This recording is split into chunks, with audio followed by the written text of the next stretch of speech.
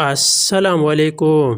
ذرائع کے مطابق chief selector Wahab Riaz all rounder عماد وسیم کو T20 میں شامل کرنا چاہتے ہیں، مگر عماد وسیم نے ریٹائرمنٹ واپس لینے اور ٹیم میں واپس آنے پر انکار کر دیا ہے۔ اعظم خان نے کہا کہ T20 ورلڈ کپ 2021 سے ڈراپ ہونے پر بہت افسوس ہوا تھا۔ روز پریکٹس میں 100 چھکے لگاتا ہوں، جو کچھ ہو والد کی وجہ سے ہو۔ خواہش ہے پاکستان کے لیے ورلڈ کپ کھیلوں۔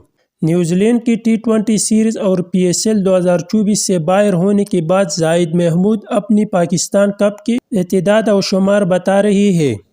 امیر یمین دورہ نیوزی لینڈ میں سلیکٹ نہ ہونے پر افسردہ کہتے ہیں کہ سلیکٹرز کے رویے سے بہت مایوس ہوں۔ ڈومیسٹک کرکٹ میں مسلسل کارکردگی دکھا رہا ہے، لیکن وہ مجھے بار بار نظر انداز کر رہی ہے۔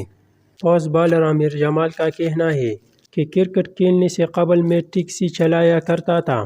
مجھے کرکٹ کھیلنے کا بہت شوق تھا، لیکن گھر والے سپورٹ نہیں کرتے تھے۔ میں بڑی محنت اور مشقت کے بعد پاکستان ٹیم میں جگہ بنانے میں کامیاب ہوا ہوں۔ پاکستان کرکٹ ٹیم اب خواہشات پر چل رہا ہے۔